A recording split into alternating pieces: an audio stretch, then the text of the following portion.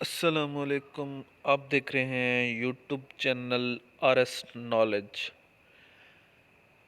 आज आज की इस वीडियो में मैं आपको बताऊंगा कि एंटीबायोटिक्स का इंक्रीज़ जो है ना वो क्या कॉजेस कर रहे हैं।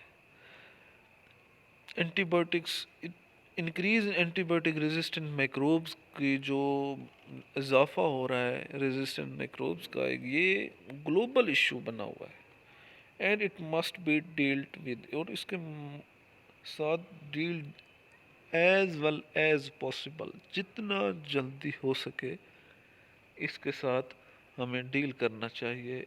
इसकी रेजिस्टेंस को हमें ख़त्म करना चाहिए, क्योंकि इनकी रेजिस्टेंस हमारे लिए बहुत ही डेंजरस साबित होती है। Such bacteria is very hard to kill. ऐसे बैक्टीरिया को मारना, किल करना बहुत मुश्किल हो जाता है। And have the ability to transmit disease in the environment. अब अगर किल नहीं होगा बैक्टीरिया तो वो बढ़ेगा। अब बढ़ने से ये ट्रांसमिट करता है डिजीज़ इन्वायरमेंट के अंदर। ये इस तरह से ये पूरे इन्वायरमेंट के अंदर ही डिजीज़ फैला देगा। This problem is underestimated where it is very serious issue. ये जो मसला बन रहा है एंटीबायोटिक रेजिस्टेंस का, इसको नॉर्मल समझा जा रहा है, अंडर एस्टिमेट हम इसको कर रहे होते हैं, लेकिन ये बहुत बड़ा इशू है। तो इसको बहुत बड़ा इशू समझा जाए और इसका प्रॉपर हल भी निकाला जाए। Presence of such bacteria and their concentration is consistent with the use of antibiotics medicine। अब ऐसे बैक्टीरिया की जो कंसंट्रेशन है वो कंसिस्टेंट हो रही है एंटीबायोटिक्स मेडिसिन को इस्तेमाल करने से। Public health implication have increased in the recent time due to these factor। In factor की वजह से जो पब्लिक हेल्थ इम्प्लीकेशंस है उनके अंदर इंक्रीजेज हुए हैं, उनके अंदर जो है ना इजाफा हुआ है। फिर इसके बाद हम रिकमेंडेशन क्या करते हैं कि कंट्रोल किस तरह से हम कर सकते हैं। डो नॉट ओवर यूज़ या मिस यूज़ एंटीबायोटिक्स। जो एंटीबायोटिक्स को हम ओवर यूज़ भी ना करें और मिस यूज़ भी ना करें। कि ओवर यूज़, मिसाल के तौर पर अगर डॉक्टर ने आपको प्रिस्क्रिप्शन में दिया कि आपने 5 दिन खानी है एंटीबायोटिक्स और आपने 10 दिन खा ली, इसका मतलब आपने ओवर यूज़ किया है। और मिस यूज़, अगर आपको प्रिस्क्रिप्शन में डॉक्टर ने 5 दिन के लिए दिया है तो आप 2 दिन खाते हैं, या अगर 10 दिन के लिए दिया आप 5 दिन खाते हैं, तो ये मिस यूज़ हो गया। Do not demand for antibiotic until there is extreme issue.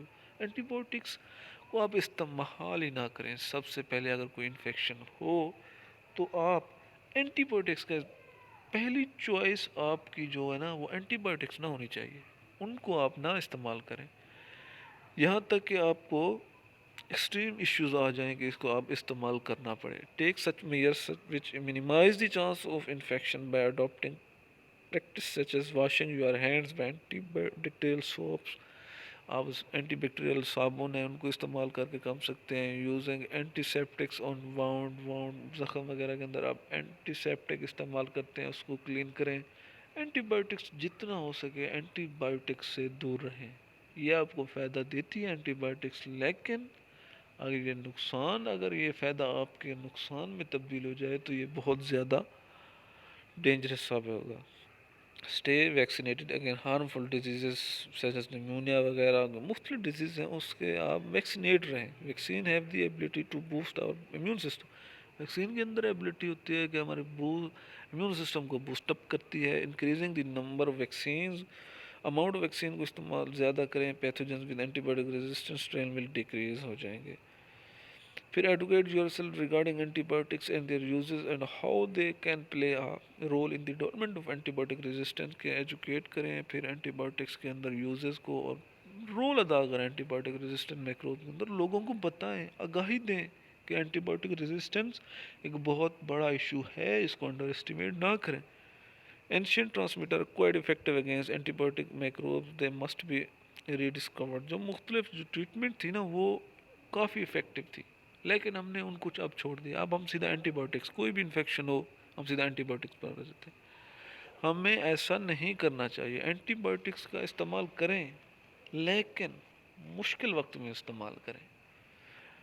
इसलिए सीधा हम एंटीबायोटिक्स पर ना चले जाएं। इस तरह ये कुछ अवामिल हैं, इनको हम अमल करके एंटीबायोटिक्स रेजिस्टेंस को कम कर सकते हैं। तो इस तरह की मज़ीद अच्छी वीडियो देखने के लिए हमारा यूट्यूब चैनल सब्सक्राइब करें और इस नॉलेज। अगर ये वीडियो आपको अच्छी लगी हो तो लाइक और शेयर ज़रूर कर दें। शुक्रिया।